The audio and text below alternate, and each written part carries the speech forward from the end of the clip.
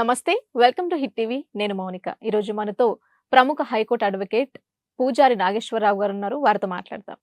నమస్తే సార్, ఎలా ఉన్నారు సార్? బాగున్నా. సార్, ఇప్పుడు చాలా మంది పెళ్లి కాకుండా లివ్ ఇన్ రిలేషన్షిప్ లో ఉంటున్నారు. దాని గురించి చట్టం ఏం చెప్తుంది? ఒకప్పుడైతే మన మీద యుఎస్ అట్లా వేరే కంట్రీలో అయితే మనం ఇలాంటివి వినేవాళ్ళం.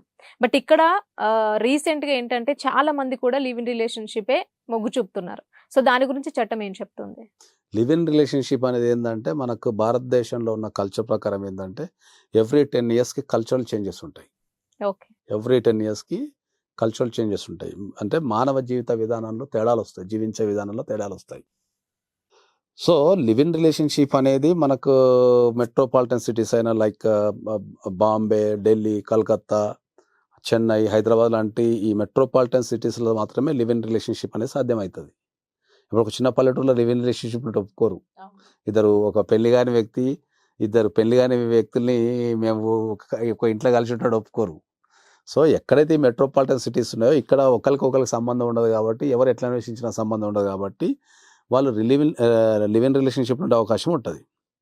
సో లివ్ ఇన్ రిలేషన్షిప్ ఉండే అవకాశం ఉన్నప్పుడు ఏంటంటే మన కోర్ట్స్ ఏవైతే ఉన్నాయో, అంటే మన భారతదేశంలో లివ్ ఇన్ రిలేషన్స్కి సంబంధించి చట్టాలు లేకున్నా కోర్టు రికగ్నైజ్డ్, అంటే ఏదైనా ఇద్దరు వ్యక్తులు లివ్ ఇన్ రిలేషన్షిప్లో ఉంటే కంటిన్యూస్గా 2 years ఉన్నారు అనుకుందాం, వాళ్ళిద్దరిని భార్యాభర్తల కిందనే గుర్తిస్తారు. ఓకే. ఒక భార్య మీద భర్తకి ఎంత రైట్స్ ఉంటాయో, ఒక భర్త మీద భార్యకి ఎంత రైట్స్ ఉంటాయో లివ్ ఇన్ రిలేషన్షిప్లో కూడా అంతే రైట్స్ వస్తాయి. ద కండిషన్ ఏముంది అంటే వాళ్ళిద్దరు ఒక ఇంటి కింద 2 సంవత్సరాలు నివసించినట్టు ప్రూవ్ చేసుకోగలిగితే అమ్మాయి మెయింటెనెన్స్ వేసుకోవచ్చు, తర్వాత అలిమోని అడగచ్చు, తర్వాత అన్ని గృహహింస చట్టం కింద కేసు పెట్టచ్చు. ఒక పెళ్ళైన అమ్మాయికి ఎన్ని రైట్స్ ఉంటాయో సేమ్ లివ్ ఇన్ రిలేషన్షిప్లో ఉన్న అమ్మాయి కూడా అంతే రైట్స్ ఉంటాయి. Same at the same time ఒకవేళ ఒక 2 సంవత్సరాలు లివ్ ఇన్ రిలేషన్షిప్లో ఉండి అమ్మాయి వెళ్ళిపోయింది అనుకుందాం, అప్పుడు నా పెళ్ళాన్ని ఇంటికి పంపించమని చెప్పి నా కేసు వేసుకునే అవకాశం కూడా ఉంటుంది. బట్ ద ఓన్లీ కండిషన్ ఏంటంటే 2 సంవత్సరాలు ఒక ఇంటి కింద నివసించినట్టు కంపల్సరీ ప్రూఫ్ ఉండాలి. తర్వాత ఇప్పుడు ఇంతకుముందు చెప్పినట్టు ఏంటంటే ఫస్ట్ మనకు అరేంజ్డ్ మ్యారేజ్ ఉంటుండే, అదొక ట్రెండ్. దాని తర్వాత లవ్ మ్యారేజ్కి వచ్చింది, అదొక ట్రెండ్. దాని తర్వాత లివ్ ఇన్ వచ్చింది, అది వెళ్ళిపోయింది లివ్ ఇన్. ఇప్పుడు సిచ్యువేషన్షిప్ వచ్చింది. లివ్ ఇన్ రిలేషన్షిప్ అనేది ఒక లాంగ్ టర్మ్ రిలేషన్లో ఉంటే దాన్ని లివ్ ఇన్ రిలేషన్షిప్ అంటాం. సిచ్యువేషన్షిప్ అంటే ఏముంటుంది అంటే షార్ట్ టర్మ్, ఒక 3 months 6 months అంత రిలేషన్షిప్లో ఉండే పీరియడే అంతా. ఏదో ఒక అవసరం కోసం ఒక ఇద్దరు వ్యక్తులు ఒక రిలేషన్షిప్లో ఉండేదాన్ని మనం సిచ్యువేషన్షిప్ అంటాం.